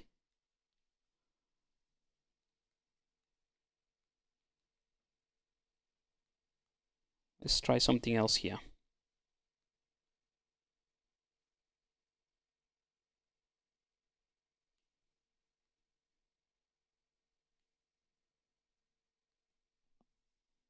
Let's do extract,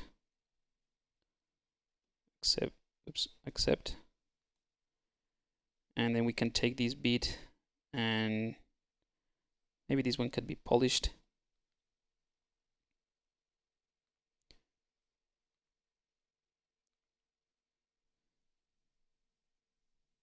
Bring in the gizmo, scale it on the x-axis, like so. And maybe we can clip that as well.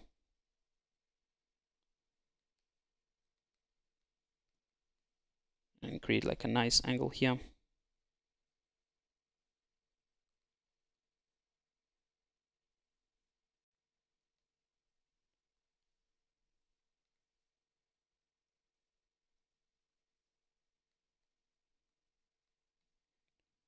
I'm just clipping now.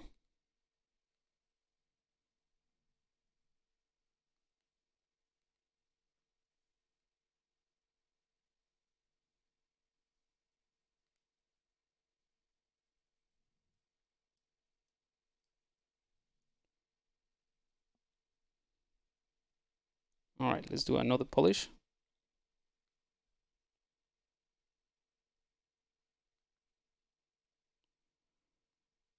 Right, and the reason I do that, I kind of like it, but we could do like some hair coming out of this.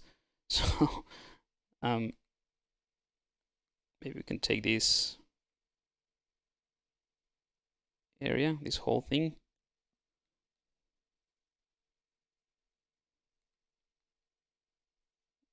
I don't know if this is gonna work. We'll see. All right, so this is just masking that area. We could invert it. We can push it down.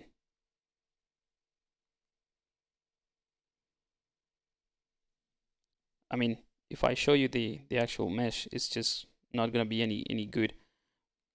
So let's just push it a little bit, just so that we can see an indentation there.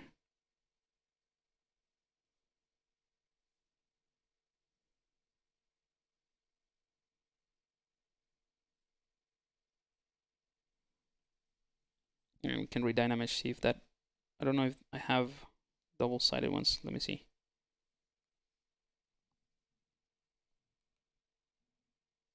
Yeah, it's starting to clip in there.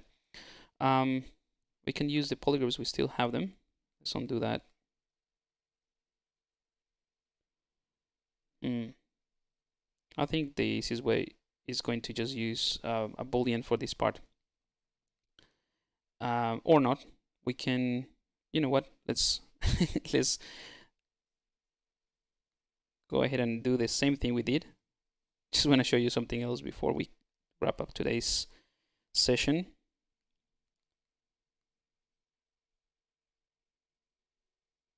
And let's go ahead and clean up the mask a bit.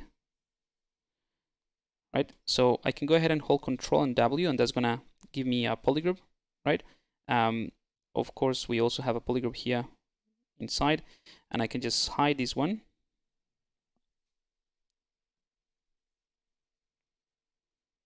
Invert the selection, right? So I just hit those pieces. I can delete those. And as soon as I do a dynamesh, the resolution is too low. Yeah, it's gonna fill those. Yeah, so that's another way to do it. But I reckon, like I said, the easiest one, and to have more control as well of this aperture that I don't even know if it's gonna be good, would be with a boolean. So I'm gonna show you very quickly another technique and to wrap up, because I gotta go now. So I'm gonna take this piece. Let's just give it a color just so that you know which one I'm talking about. This red piece. And I'm gonna go ahead and create a new folder. I'm gonna call this one boolean, just so you know what I'm doing. I'm going to append a cylinder, and I'm gonna put that cylinder inside the folder below the.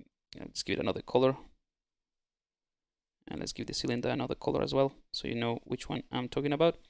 So I'm gonna take the blue cylinder, and I'm gonna use the boolean to remove, or the boolean technique to remove an area of that green piece. So let's do something like this.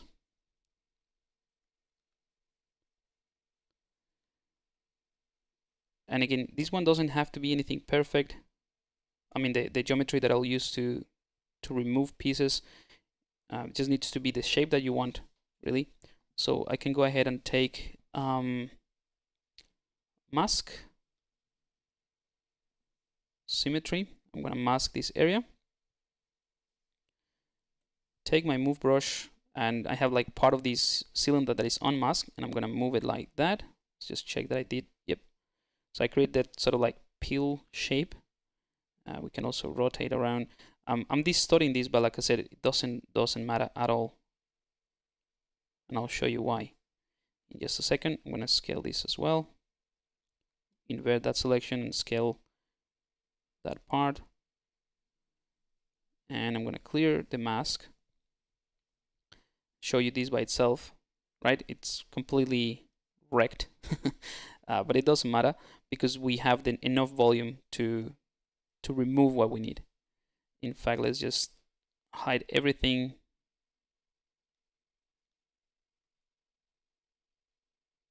But these two.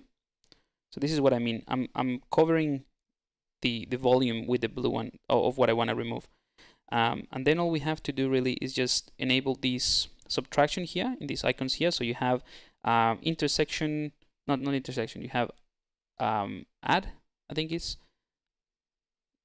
not addition. Yeah, addition, subtraction, and intersection. So I want to subtract this. So I click on that. Nothing happens because I need to enable live booleans. In the standard UI should be somewhere around the top area. For me, I just have it here. And that's it. So it just clips that. But this is super useful because you can take that mesh, bring in the gizmo, and even with the live booleans, that's why they call live booleans, because you can interact with the live booleans. You can just do this, right? And just adjust how much of that area you wanna use. I don't wanna use, but you wanna see.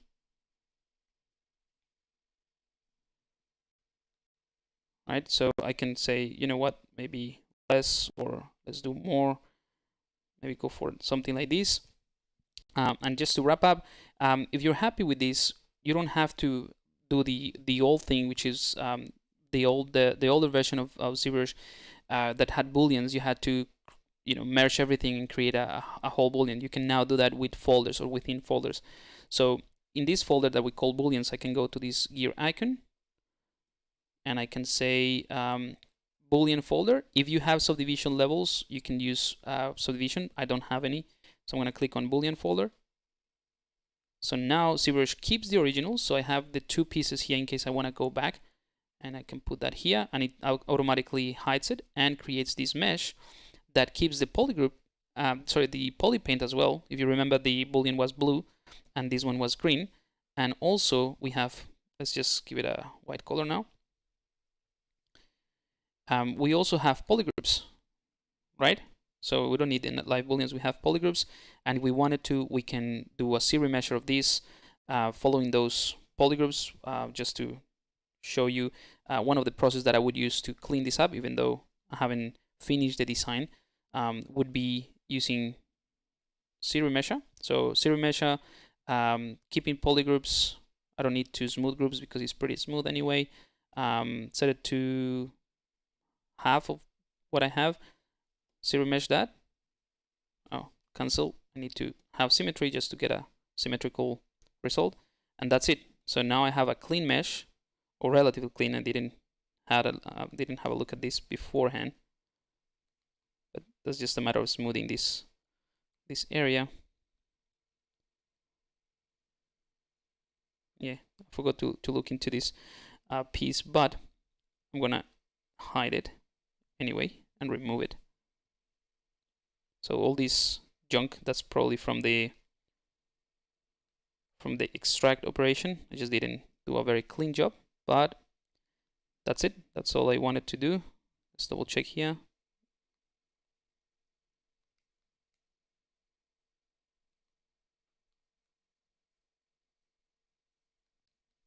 Yep, so I can go ahead and delete hidden. So I have a very clean mesh now that you can keep pushing. Anyway, that's just to show you how easy this is, but I haven't finished the kind of like design process, so I wouldn't use this. I will dynamesh this maybe next stream. But now I can take this as well, and just to wrap up, it's already 5 minutes over my time. I can take these, and this would be, you know, the way that I can grow my fiber mesh, for example, if I want to give this guy some hair. I don't think I'm gonna go for this, but why not? It's so easy to do that. It'll be just cool to have a go at it and see if it's worth doing it.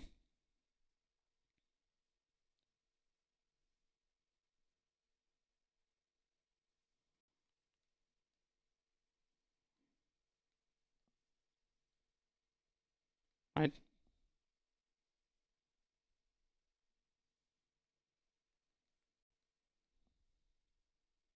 And that's it. You can just leave it like that.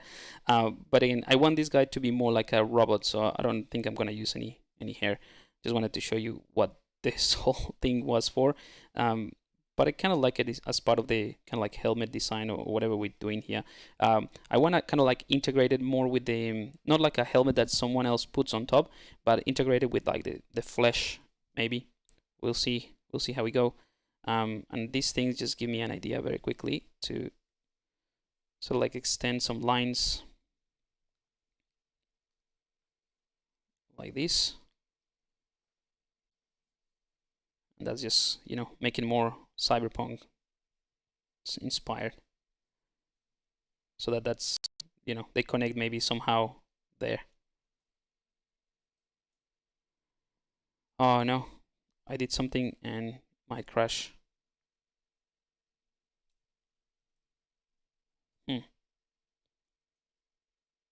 Oh no.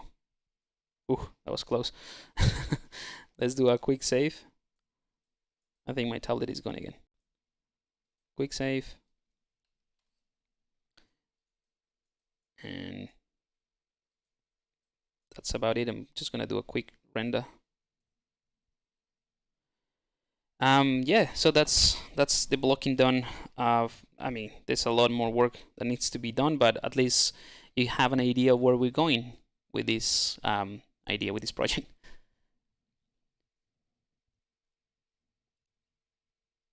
How many months will it take to be average in sculpting if I'm giving it 8 or 10 hours a day? That's a hard question to answer. It depends on many different things. You could spend 20 hours a day, but if you're not doing the right thing, as in if you're not improving or doing the right thing, it's not necessarily going to be beneficial. So you could spend 2 hours instead of 10 hours, but those 2 hours made them like very you know, very good studying hours, and you will get much better than. It's not about the time, if that makes sense.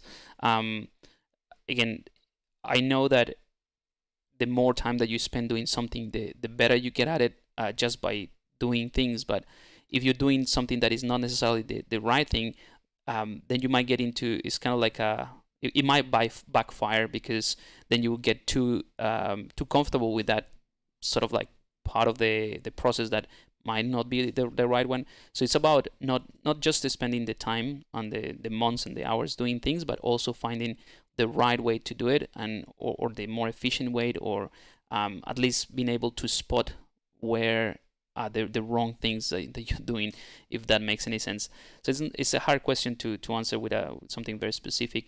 That's the reason I created the Ultimate ZBrush Guide course, which is basically doing that, is working smarter, not harder, just trying to figure out all the processes. But I teach all the different workflows, all the different tools, and all of that. But it doesn't feel like it's okay. We're gonna do this, and we're gonna talk about this feature. It's part of a workflow. It's part of developing a project, and as you go, you will get those pieces of knowledge. But yeah, it's hard to explain, or sorry, to answer that question. But that's the idea with the UCGs, to get you started with ZBrush from nothing, from scratch, and get you very comfortable with it.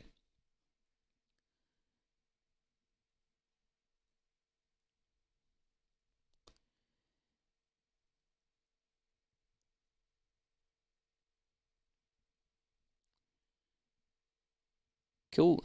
Hey David, good to have you here. I'll see you tomorrow in the extra mile live session. We're gonna do something cool, different for setting up some goals for this year.